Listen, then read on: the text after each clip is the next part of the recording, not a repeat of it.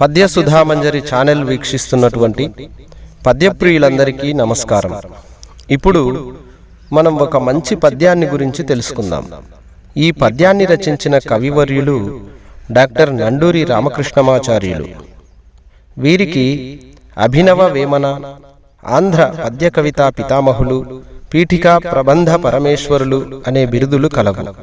నండూరి రామకృష్ణమాచార్యులు గారు రచించిన అనేక గ్రంథాలను చదివి వాటి నుండి సుమారు 150కి పైగా పద్య రత్నాలను సంకలనపరిచి నవరస భరితం నండూరి పద్యం అనే పేరుతో చక్కని గ్రంథాన్ని ప్రచురించిన వారు శ్రీ చిక్కా రామదాసు గారు.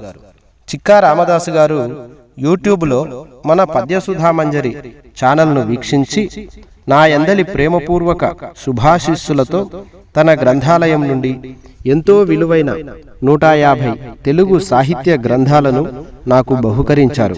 వారికి మన పద్యసుధామంజరి ఛానల్ తరపున ప్రత్యేక ధన్యవాదాలు. పరమేశ్వరుడు వారికి ఆయురారోగ్య అష్టైశ్వర్యములను ప్రసాదించుగాక. వారికి సాహితీ బంధు, సహస్ర పద్య కంఠీరవ అనే బిరుదులు కలవు. 7 పదుల వయసు నిండిన వారి నోటి వెంట ఏమాత్రం తప్పులు దొరలకుండా ధారాళంగా పద్యాలు వెలువడుతుంటే విన్నవారు ఆశ్చర్యచకితులు కావలసిందే. వారిచ్చిన నవరస భరితం నండూరి పద్యం అనే గ్రంథంలో నుండి ఒక మంచి పద్యాన్ని మనం ఇప్పుడు తెలుసుకుందాం. అందగత్యయైన అమ్మాయిగా వచ్చు, అద్దమొక్కటామెకవసరంబు.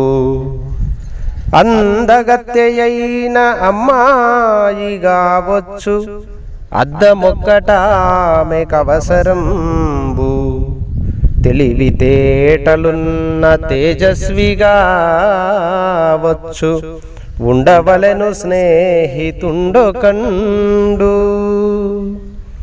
ఎంత అందగత్యయైన అమ్మాయికైనా తన అందంలోని లోటుపాటులను సవరించుకొని తన అందాన్ని మరింత ఇనుమడింపజేసుకొనుటకు ఆమెకు ఒక అద్దము తప్పనిసరిగా అవసరం.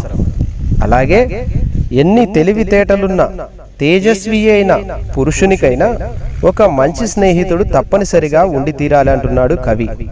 ఆ స్నేహితుడు తన మిత్రునిలోని లోటుపాటులను సవరించి తీర్చిదిద్దగలిగేవాడై ఉండాలి. ఇక్కడ కవి యొక్క భావనా పటిమను మనం అర్థం చేసుకోవాలి. ఏదో అమ్మాయికి అర్థం కావాలి, పురుషునికి స్నేహితుడు కావాలి అని అంతవరకే అర్థం చేసుకుంటే సరిపోదు. పద్యం చిన్నదే అయినప్పటికీ భావం మాత్రం విస్తృతమైనది. గమనించవలసింది ఏమిటంటే అద్దం మనకు ఉన్నది ఉన్నట్లుగా, లేనిది లేనట్లుగా చూపిస్తుంది. అలాగే మంచి మిత్రుడు తన స్నేహితునిలోని గుణాలను, దోషాలను ఉన్నది ఉన్నట్లుగా చెప్పేవాడై ఉండాలని కవి యొక్క అంతరార్థం. దృష్టాంతం చాలా చక్కగా చెప్పబడింది కదా. పద్యాన్ని మరొక మారు చూద్దాం. అందగత్యయైన అమ్మాయిగా వచ్చు, అద్దమొక్కటామెకవసరంబు. తెలివితేటలున్న తేజస్విగా వచ్చు, ఉండవలెను స్నేహితుండొకండు.